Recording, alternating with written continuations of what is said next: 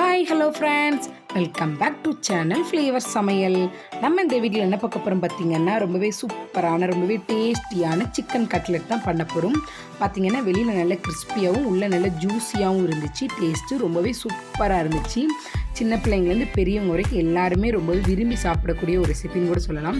நார்மலாக எப்போதுமே சிக்கனை பொரிச்சு கொடுப்போம். அதை கொஞ்சம் வித்தியாசமாக கட்லெட் மாதிரி பண்ணி கொடுத்தோம்னா எல்லாருமே கொஞ்சம் விரும்பி சாப்பிடுவாங்க.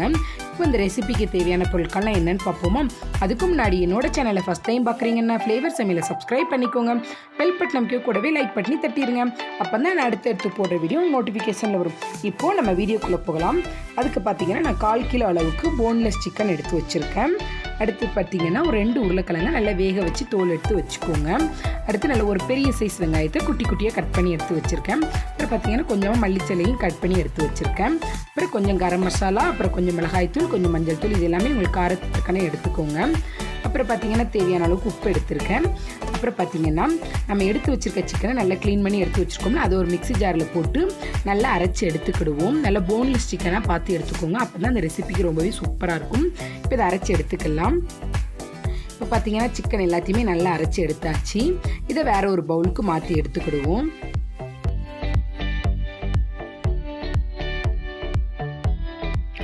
அடுத்து ஃபஸ்ட்டு நம்ம ஒரு கடாய் வச்சு அதில் 2லேருந்து ஒரு 3 டீஸ்பூன் அளவுக்கு ஆயில் ஊற்றிக்கலாம். ஆயில் நல்லா சூடானதுக்கப்புறம் பார்த்தீங்கன்னா நம்ம கட் பண்ணி வச்சுருக்க வெங்காயத்தை ஆட் பண்ணி நல்லா 1 நிமிஷம் எண்ணெயிலே வதக்கி எடுத்துக்கிடுவோம். வெங்காயம் நல்லா வதங்கி வந்ததுக்கப்புறம் பார்த்தீங்கன்னா நம்ம எடுத்து வச்சுருக்க மசாலா பொருட்களை ஆட் பண்ணிக்கலாம். எனக்கு என்ன எடுத்துருக்கேன் பார்த்தீங்கன்னா மஞ்சள் தூள், மிளகாய்த்தூள், கரம் மசாலா தான் எடுத்திருக்கேன். அதையும் சேர்த்து பச்சை வாசனை போகிறதுக்கு நல்லா வதக்கி எடுத்துட்டு அதுக்கப்புறம் பார்த்தீங்கன்னா நம்ம அரைச்சி வச்சுருக்க கறியை இதோடு ஆட் பண்ண போகிறோம். அரைச்சி வச்சுருக்க கறியை இதோடு ஆட் பண்ணிக்கலாம். இப்போ இதையும் ஒன்று சேர்ந்து நல்லா மசாலாவோட மிக்ஸ் பண்ண அளவுக்கு நல்லா மிக்ஸ் பண்ணி விட்டுக்கிடுவோம்.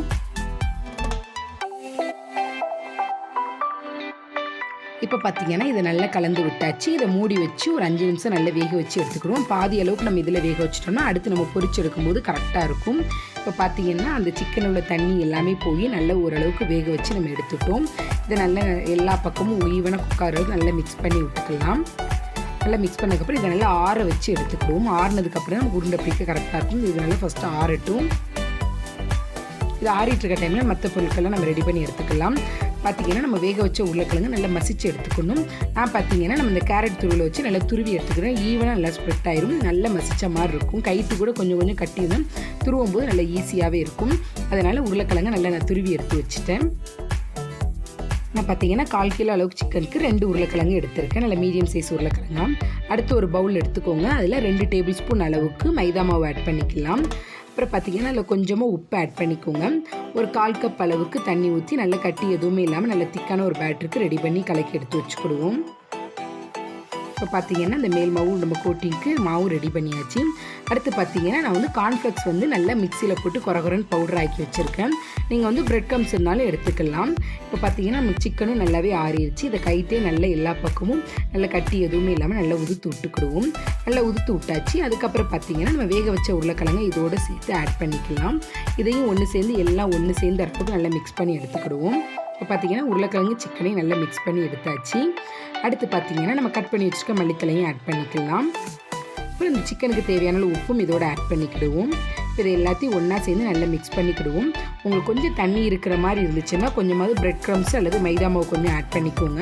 அப்படிங்கும்போது கரெக்டாக இருக்கும். எனக்கு இந்த இது பதம் கரெக்டாக இருக்குனால நான் எதுவுமே ஆட் பண்ணலை. இப்போ பார்த்தீங்கன்னா கொஞ்சமாக கையில் ஆயில் தடவிட்டு சின்ன சின்ன பாலாக உருட்டி எடுத்துக்கோங்க. ரொம்ப பெரிய சைஸாக எடுத்திங்கன்னா நல்லா இருக்குது. நல்லா குட்டி குட்டியாக உருட்டி எடுத்துக்கலாம்.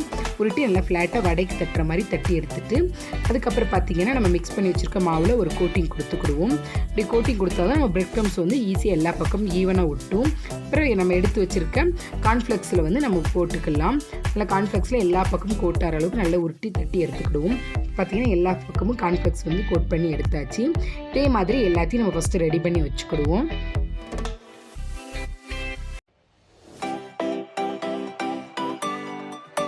இப்போ பார்த்தீங்கன்னா நம்ம எல்லாத்தையுமே சூப்பராக ரெடி பண்ணி எடுத்தாச்சு. நான் ஃபஸ்ட்டு ஒரு 6 பீஸ் மட்டும் நான் ரெடி பண்ணி வச்சுருக்கேன். அதை நான் ஃபஸ்ட்டு உங்களுக்கு பொரிச்சு காமிக்கிறேன்.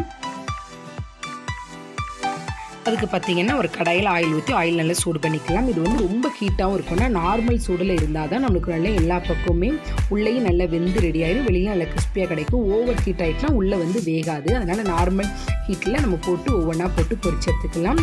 நீங்கள் இதை சேலோ ஃப்ரை கூட பண்ணிக்கலாம். அதுவுமே ரொம்பவே நல்லாயிருக்கும். நான் அன்றைக்கி வந்து டீப் ஃப்ரை தான் பண்ணுதேன். கொஞ்சமாக ஆயில் விட்டு 1-2 போட்டு பொரித்து எடுத்துக்கிறேன். இப்போ பார்த்தீங்கன்னா நல்லா கிறிஸ்பியாக பொரித்து எடுத்தாச்சு. மீதி இருக்கிற பேட்சை இதே மாதிரி ரொம்பவே சூப்பராக நல்லா கிறிஸ்பியாக பொரித்து எடுத்துக்கிடுவோம்.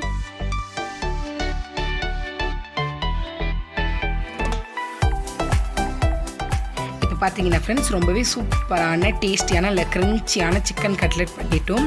இந்த கெச்சப்போட சாப்பிடும்போது ரொம்பவே சூப்பராக இருந்துச்சு ஃப்ரெண்ட். கண்டிப்பாக ட்ரை பண்ணுங்கள், குழந்தைங்களுக்கு ரொம்பவே பிடிக்கும். சிக்கன் சாப்பிடாத குழந்தைங்களுக்கு கூட இப்படி செஞ்சு கொடுத்தீங்கன்னா குழந்தைங்க கண்டிப்பாக விரும்பி சாப்பிடுவாங்க. இப்போ இதை நம்ம எப்படி இருக்குன்னு சொல்லி டேஸ்ட் பண்ணி பார்க்கலாம். ஹாய் ஃப்ரெண்ட்ஸ், இப்போ பார்த்தீங்கன்னா நம்ம சூப்பரான கட்லெட் பண்ணியாச்சு. அது இப்போ டேஸ்ட் பண்ணி பார்க்கலாம்.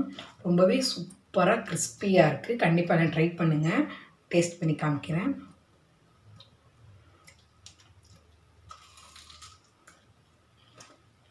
பாருங்க, ரொம்பவே சூப்பராக இருக்குது ஃப்ரெண்ட்ஸ். கண்டிப்பாக ட்ரை பண்ணுங்கள். ரொம்பவே கிறிஸ்பியாக உள்ளே பார்த்தீங்கன்னா நல்லா ஜூஸியாக ரொம்பவே சூப்பராக இருக்குது. கண்டிப்பாக நீங்களும் ட்ரை பண்ணி பாருங்கள். டேஸ்ட்டு வேறு லெவலில் இருக்குது. சிக்கன் வாங்கினீங்கன்னா எப்போதுமே பொரிச்சே கொடுத்துட்ருப்போம் குழந்தைங்களுக்கு. கொஞ்சம் வித்தியாசமாக அப்படி கட்லெட் மாதிரி பண்ணி கொடுத்தோம்னா ரொம்பவே சூப்பராக இருக்கும். குழந்தைங்களும் கொஞ்சம் விரும்பி சாப்பிடுவாங்க. Thank you friends. இந்த வீடியோ உங்களுக்கு ரொம்ப பிடிச்சிருந்துச்சின்னா உங்கள் ஃப்ரெண்ட்ஸ் அண்ட் ஃபேமிலியோட ஷேர் பண்ணிக்கோங்க. மறக்காமல் ஃப்ளேவர் சமையலை சப்ஸ்கிரைப் பண்ணிக்கோங்க. இந்த வீடியோ கடைசி வரை பார்த்ததுக்கு ரொம்ப நன்றி ஃப்ரெண்ட்ஸ். மீண்டும் ஒரு வீடியோவில் சந்திப்போம்.